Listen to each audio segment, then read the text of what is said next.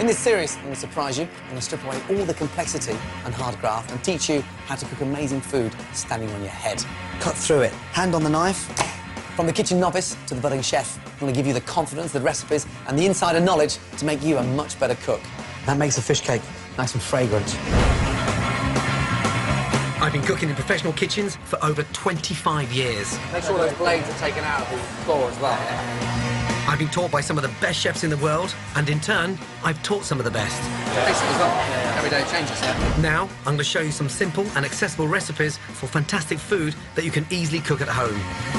Incredible. I'll be holding you by the hand.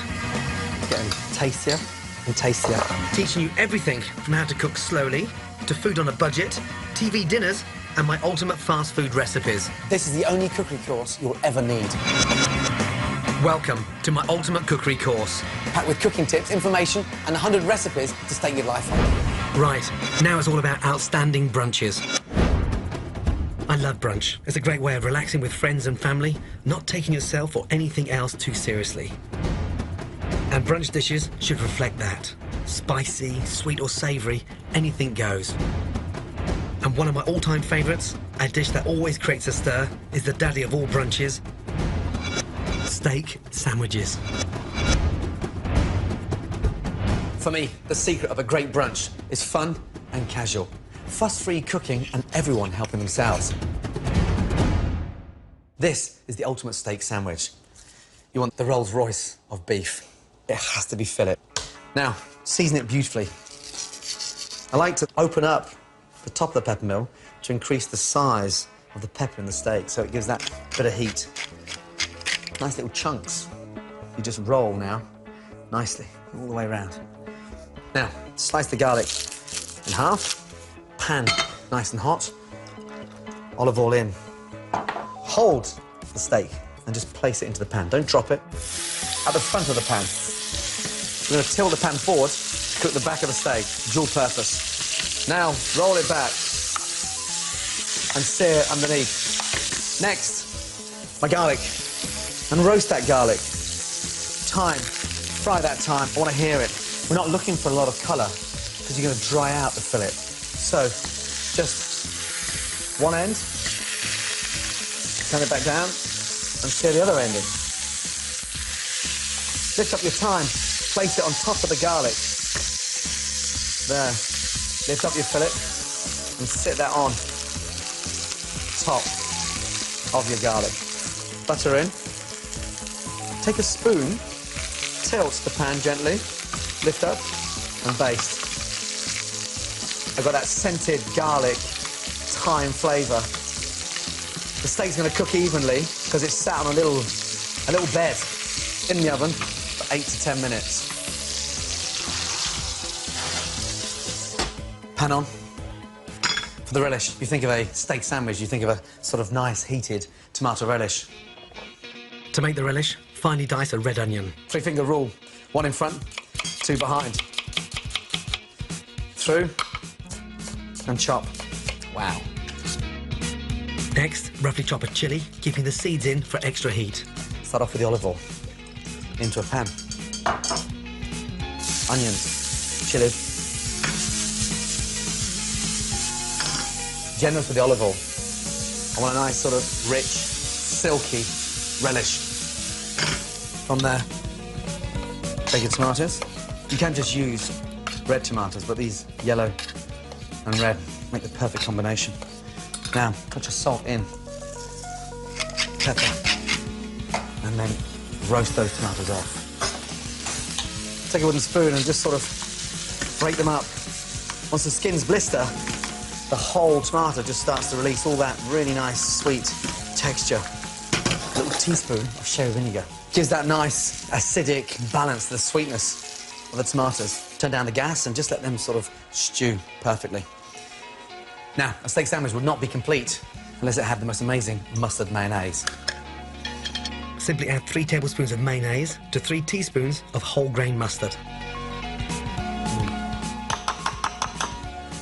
Now I've got the relish almost down to like a really nice jam. Now, I want to make that relish a little bit more fragrant. Some basil. Slice it through and sprinkle that basil in there. Beautiful.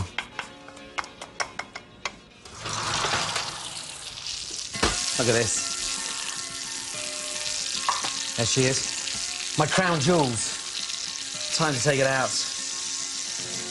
Smell is incredible. Just baste one more time. Fill it. Touch, it's quite soft in the centre, so it's just coming up to mid-rare. Let it rest at the same time you cooked it. It'll be nice and pink evenly throughout the steak. To make my sandwich, I'm going to char grill some sliced ciabatta bread. Season it nicely. Just a little drizzle of olive oil. I want to get that bread nice and crispy. Pan, nice and hot. Bread in. Push it down. Smell is amazing, that sort of charcoal flavour. Once you've got those marks on the bread, it just stops the bread from becoming soggy. And look at this here. It is stunning. On. Slice it gently. One beautiful slice. Wow. It's nice and pink all the way through. And the beef is so soft. It's almost like slicing through butter. Let the knife do the work. Take a little bit of mayonnaise, spread that with the back of the spoon on both sides. Next, lettuce. Take that beautiful slice of beef. Oh, and then relish on top of that beef. And just slice the sandwich in half. Beautiful. Now that's what I call a steak sandwich. Trust me, serve this sublime sandwich for brunch and you'll put a smile on everyone's face. Next up, my guide to buying the best beef and steaks. If you want the ultimate brunch, you can't do any better than start with a perfect steak. And one man who really knows his steak is Master Butcher, Danny Lidgate. Steak is my favourite type of meat, and I think it's really good to enjoy different varieties of steak. When choosing a steak that you want, you need to look at exactly what you want out of it. For my ultimate steak sandwich, I use the fillet because it's the most tender. The fillet does the least amount of work than all the other muscles. It's tucked away in the rib cage. This means that when you're buying a fillet, it's incredibly soft, like butter. It's the most expensive, but you get what you pay for. There's a wide array of cuts to choose from, all different in taste and texture. If in doubt, ask your butcher. This would be the rump section, where the rump comes from, which is basically the backside. Take the bone out, and what you're left with is a wonderful steak. Rump steak, characteristically, a little bit tougher than the sirloin, or a little bit chewier than the ribeye, but a really strong flavour for the steak. Again, when buying rump, look for the marbling, try and get some fat covering on the steak. You can always cut it off after it's cooked. Rump's one of the best value steaks. I love it thinly cut and flash fried, in stir fries, or simply marinated and whacked on the barbecue. Another great value but delicious cut is the hanger steak, known as the butcher's cut because they often keep it for themselves. It's great marinated and cooked quickly. With the sirloin, which is basically the back of the animal, a nice sirloin like this, really well marbled, don't buy too lean. So once the sirloin's trimmed up, it looks something like this. Not too much fat, but you need a little bit to cook in it. Next to the sirloin is the rib. Really popular now with ribeyes. Small, nice, really tender, juicy steaks. It's really especially good for barbecuing or grilling. Fantastic. Probably my favourite steak would be a ribeye. Ribeye is especially delicious because the marbling in the meat loads it with flavour. For a full-on steak experience, try the T-bone steak, with a small tender fillet steak on one side of the bone and a larger flavoursome sirloin on the other. Take your butcher's advice and you won't go wrong. The final word has to go to Danny. When buying meat, knowledge really is power, so it's important to ask as many questions about the meat you're buying. Find out the breed, how it's aged, and decide exactly what you want to do each particular job. That should then give you a really amazing end product.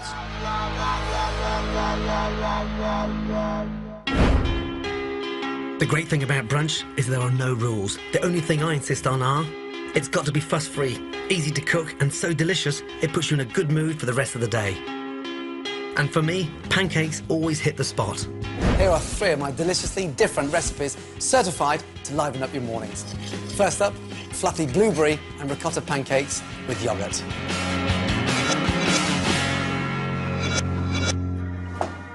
Start by adding 125 grams of plain flour, a teaspoon of baking powder, a pinch of salt, a tablespoon of sugar, then create a well in the centre.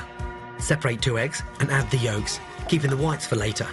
Beat the yolks into the flour, pouring in milk gradually to form a smooth batter.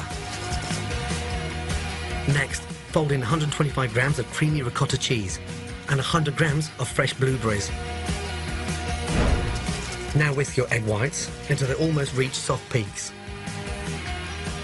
Then gently fold into the pancake mix, keeping in the air to make sure the pancakes are extra light and really fluffy. Add olive oil and butter into a hot pan, then spoon in the mix to make small pancakes, cooking until golden brown on both sides. To finish, top with Greek yogurt, fresh blueberries, and drizzle over lovely runny honey. Sweet, savoury, fruity and delicious, made in 15 minutes, perfect brunch pancakes. My second simple pancake brunch recipe is succulent crab and mascarpone crepes. For the filling, put cooked white crab meat into a bowl. Add in mascarpone, the zest and juice of a lemon, finely chopped chives, and for a spicy hit, cayenne pepper. Stir and set aside.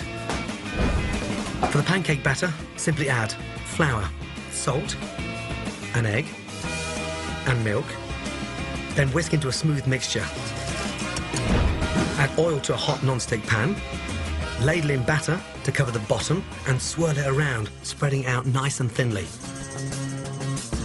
When lovely and golden, flip over. Turn out and spoon the delicious crab mix into the centre of the pancake and roll. Finally, sprinkle with some chopped chives and devour. My second pancake recipe, crab and mascarpone crepes, a fantastic easy brunch cooked in minutes. When you want your pancakes sweet and zingy, this recipe is perfect. Coconut pancakes with mango and lime syrup. For the lime syrup, simply add water, caster sugar, the zest and juice of a lime, and simmer for 10 minutes. To make the easy pancake batter, put flour, baking powder, and desiccated coconut into a bowl. Then crack in an egg. Add coconut milk and whisk into the batter until well combined. Sweeten with runny honey. Now you're ready to fry.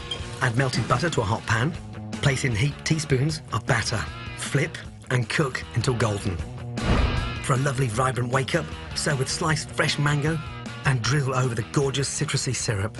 Sweet, sticky and utterly irresistible.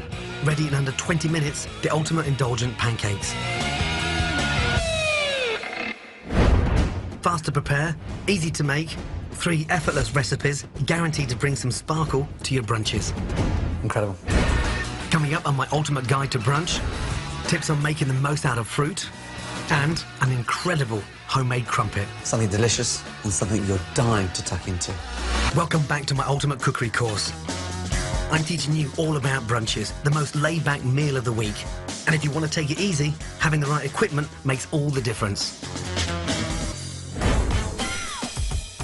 Here's my guide to the best kitchen equipment. Everything you need to know about the basic kit that will get you cooking fantastic food. Chopping boards. For brunch, one of the most useful things is a great chopping board. Get the right one and it'll be your friend for life. I prefer a sort of heavy-duty one because they're so much more durable. They can be flipped over the minute you want to go from vegetables to prepping fish or meat. Always keep a little J-cloth underneath that actually stops the board from sliding. Care for your wooden board by rubbing it with oil every so often. Any cooking oil will do. Wooden boards, for me, are always the best. Easy to clean and long-lasting. When you do wash your wooden board, never let it stand in water or put it in the dishwasher, as it may split. Buy the best you can afford and take good care of it. For brunch, I love something sweet, and I've always been a fan of classic British crumpets with butter and jam. But once you try cooking them at home, you'll never want to buy them from shops again. This is another great recipe you can stake your life on. It's my homemade crumpet. Whether you're cooking for 2, 3, or even a gang, some of the best brunch dishes are always the simplest. These crumpets are absolutely delicious, and it's a great end to a fantastic brunch. First off, we're going to make the mix. What do you think of growing up?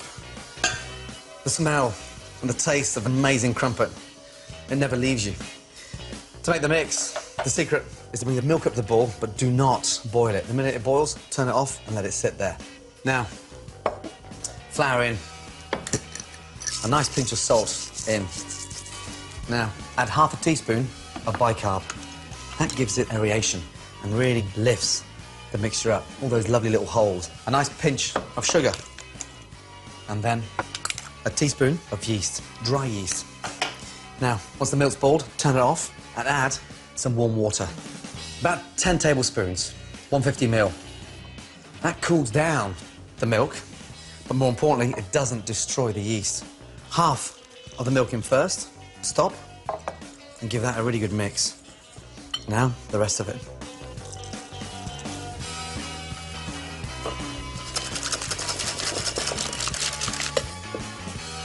You can just see that there's no lumps through there as it drips through the whisk.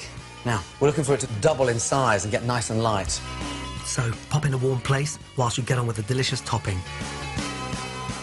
Beautiful strawberries, but caramelised, almost like a very quick strawberry jam. Pan on. Just slice these in half. Some sugar, a couple of tablespoons. We're going to take the sugar to a nice light caramel. It's just starting to change colour now. Turn the gas down, and we're going to add the strawberries. Beautiful. Just sweating the strawberries down quickly, and the caramel's breaking down. A wonderful glaze on the strawberries. Some lemon grated into the strawberries. Gives it that kind of freshness that really starts to break down the strawberries. Nice. Gas up. Smells incredible. Some lemon juice. Touch of balsamic vinegar in. That gives it that really nice, delicious tartness. Now, off it goes. As the strawberries start to cool down, it will naturally thicken and set beautifully. Nice. Now, for the crumpet. It's almost doubled in size, but be very careful you don't knock the bowl because it can sort of push out all that air. It's aerated, it's nice, it's light. Just see the texture. She's ready to go. Touch of oil in. In we go. Instead of making normal small crumpets, I'm making a giant one, ideal for sharing. Now, turn the gas down. You can just start to see a traditional crumpet-style cooking process.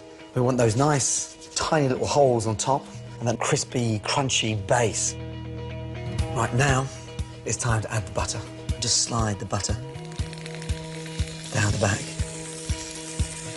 That gives it a really nice, nutty flavour at the end. Fish slice.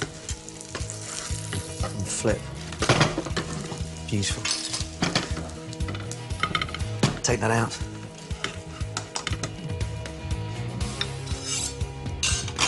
Take the jam. Spoon it over. The secret is for the juice to sort of run inside all those little holes.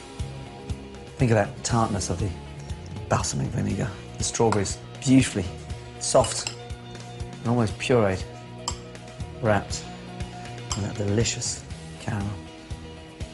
Now, finish that with a nice ball of creme fraiche. And let that sit there. And that is an amazing way of finishing off a traditional brunch with something sweet, something delicious, and something you're dying to tuck into.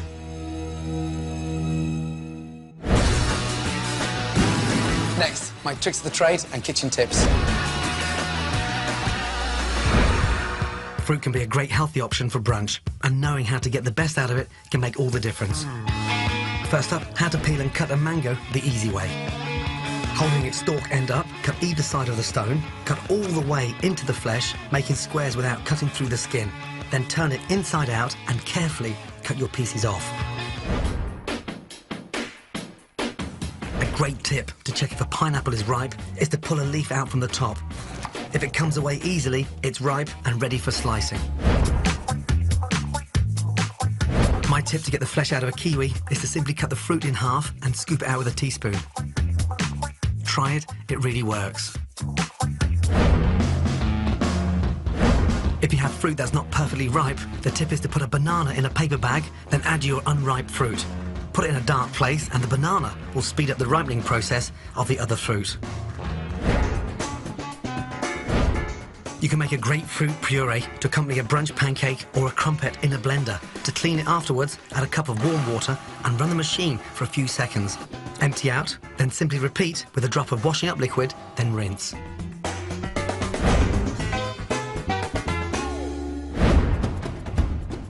Follow my ultimate cookery course, bursting with valuable lessons, top tips, and 100 recipes to stake your life on, and you'll literally be cooking yourself into a better chef.